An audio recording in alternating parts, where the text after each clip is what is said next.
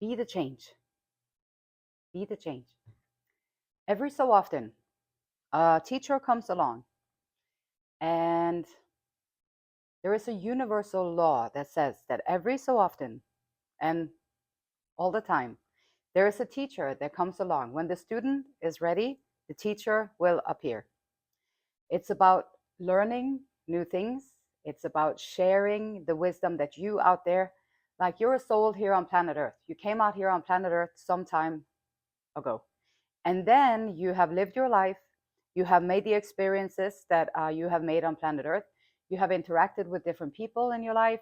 You have had different things that you were doing, like studying for things, learning new things, creating stuff, creating a family, maybe creating arts, creating whatever. You've put things into the works.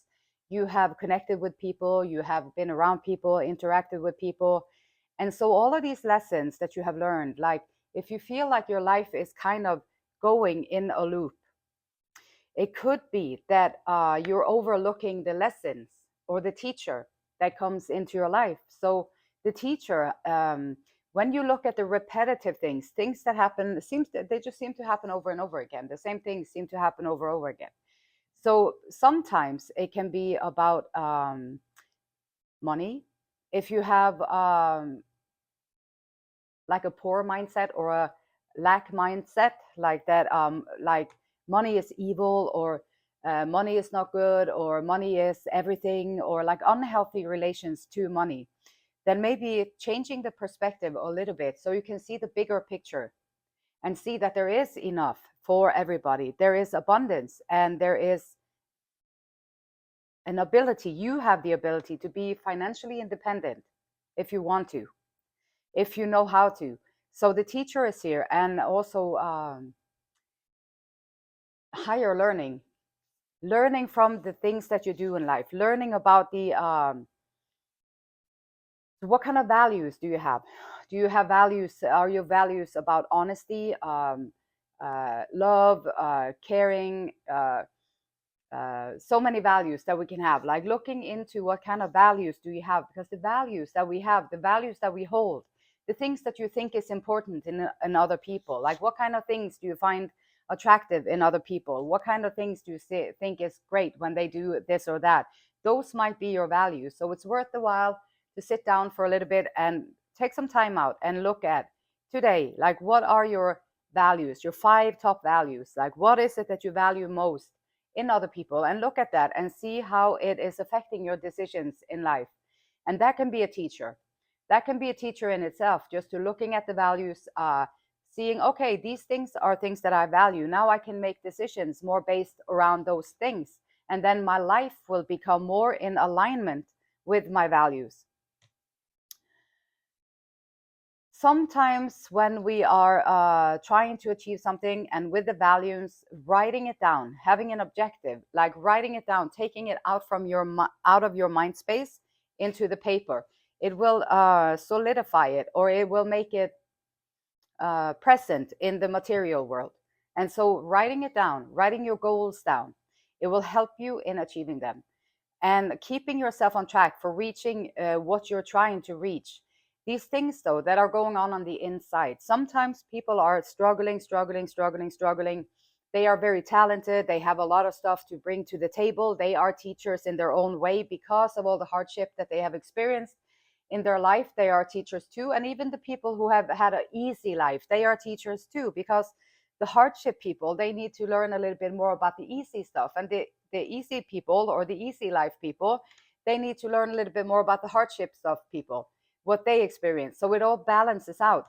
So we all are teachers to one another if we choose to change the perspective a little bit and open our eyes so that we can see a little bit broader than what we already know. Maybe there is more than just one solution. Maybe there is more than just one way of doing things. Maybe there is more than just the way that you see things. And to me, that was groundbreaking. It was earth shattering. And it was just a lot of wow. That when I realized that nobody is seeing the world the same way that I do, and nobody is seeing the world the same way that you do, and nobody is seeing the world the same way that you do, because it depends on our experiences, and it depends on our belief systems, and it depends on how we see things. And so we can all be each other's teachers. But no matter how you see things, if you have a goal, you want to achieve it, and you're going to go for something, it can be starting a new class, it can be going to the gym, starting to work out for a little bit, going to a poetry circle to learn how to write better. It can be anything that you want to start, like anything that you want to start. And then maybe you feel like and you want to do it, and then you don't, you procrastinate on it for some reason, it just never kind of seems to get started. And then you can look at, this is like the shadow work that we do, like looking inside of yourself, like being brave enough to look at yourself, like what is it that is holding you back from your ambition. I know a lot of times the world out there will tell you that ambition is very selfish. You should never be ambitious. You should never really go for things. It's very selfish, self-absorbed, and you need to be out there and care about everything out there. Well, ambition is not a bad thing, because people with ambition, they achieve great things. So ambition is not a bad thing. And not everybody is here to look at everybody else and do all this. Some people are here for that. But some people are also here for ambition.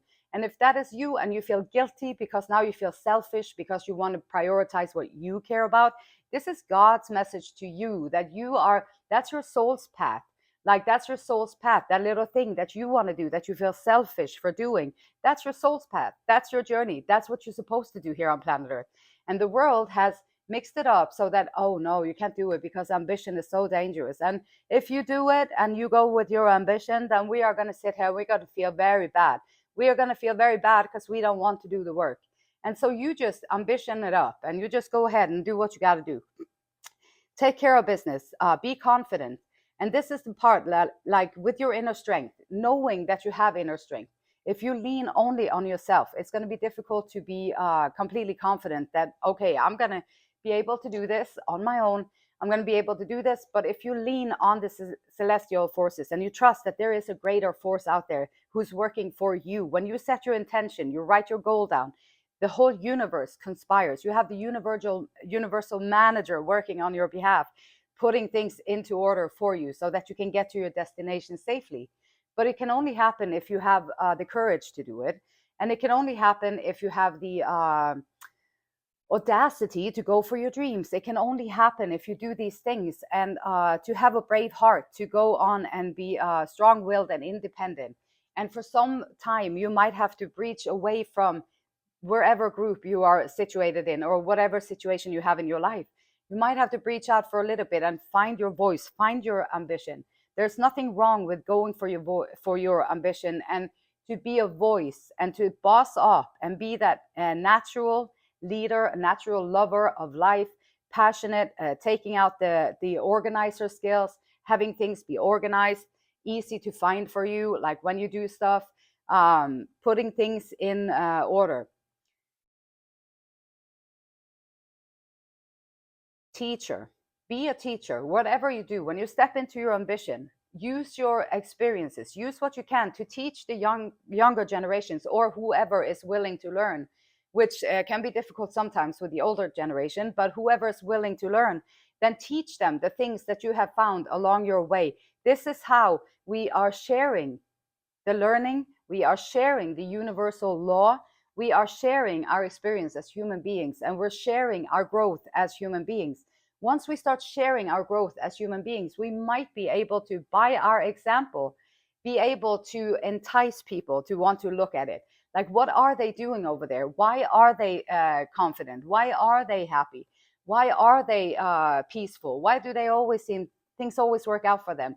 Why is it always like that? And so maybe then you can start enticing people to look at the same things. And what they're going to have to look at is the inner darkness, the inner things that we don't want to look at. That's where you're going to find the keys. Because once you take away one piece of darkness, you're a little bit lighter. You take away another piece of darkness, you're even a little bit more lighter. And it's all about the manipulation, the conniving, the trying to trick people, and all that stuff that is going on inside of us. These things, we need to work them out of our system so that we can allow other people to be who they are and come in the way that they come in. And then you come in who you are authentically, and you show up in your way, and you be there as an authentic human being, allowing other people to show up in the same way without trying to meddle, belittle, stagnate, take away from, stop them because you are scared of the ambition. That's the things that we have to work on. These are the things that we have to work on until you find a place within yourself where you can honestly, truthfully say that I am happy on his or her behalf, that they are successful, because I know how much work it takes to get there. And I understand what they have had to go through in order to get there. And then you can start appreciating other people because you are bossing up and you're moving in your own direction.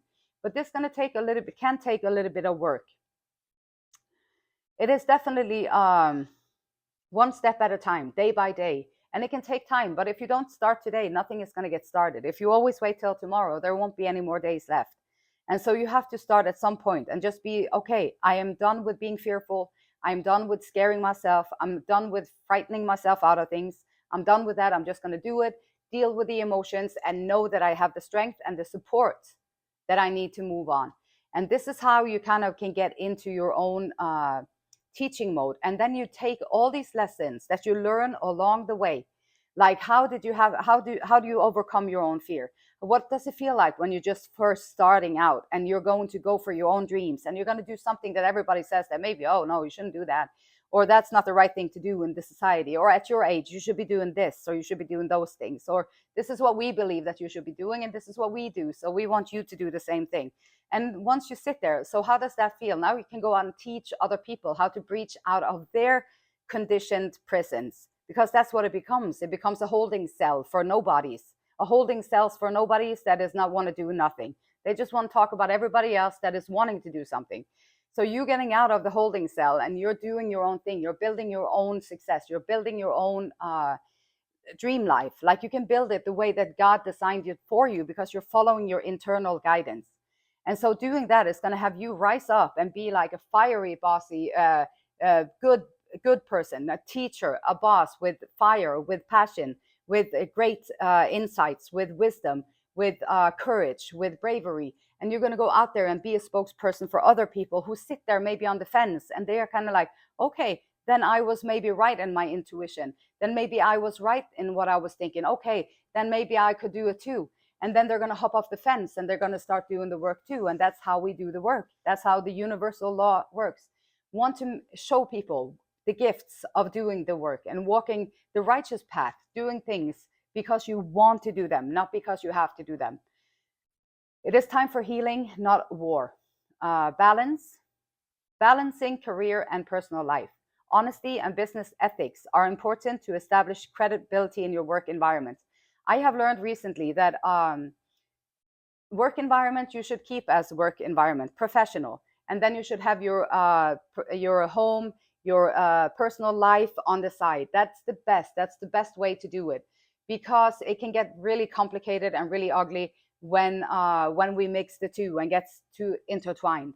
So you have to be able to stand professionally, and then personal in your own life, in your own way. It's important to think about these things. That maybe it's not the best place to create and cultivate all the friendships in your workplace. Maybe because people change, people come in differently, people show you one face and they change.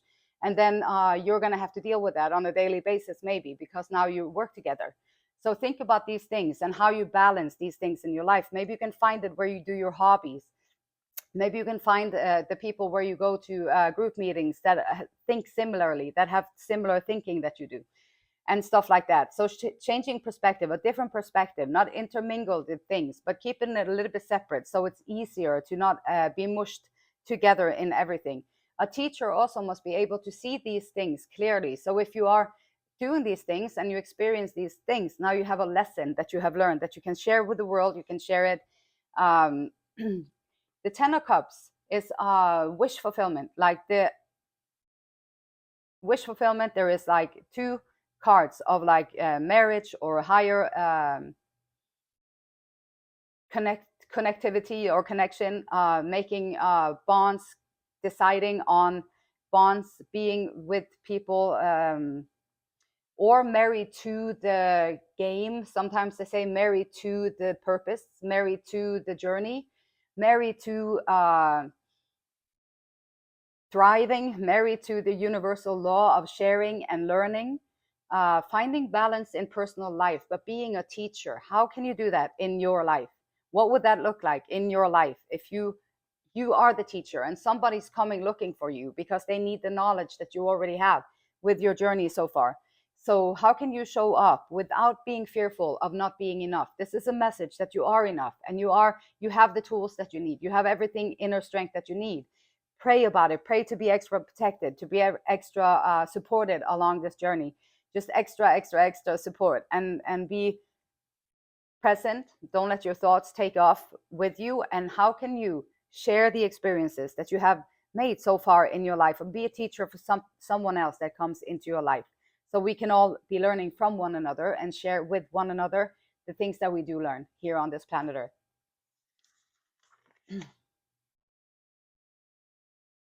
Esther and Abraham Hicks says, do you have to think specific positive thoughts about your body in order for it to be the way that you want it to be? No, but you have to not think the specific negative thoughts. If you could never again think about your body and instead just think pleasant thoughts, your body would reclaim its natural place of wellness. So be kind when you talk to yourself about your body, and be uplifting and just radically accept it for the way it is. Beautiful light in me. It honors, loves, respects the same beautiful light in you. Till next time, namaste.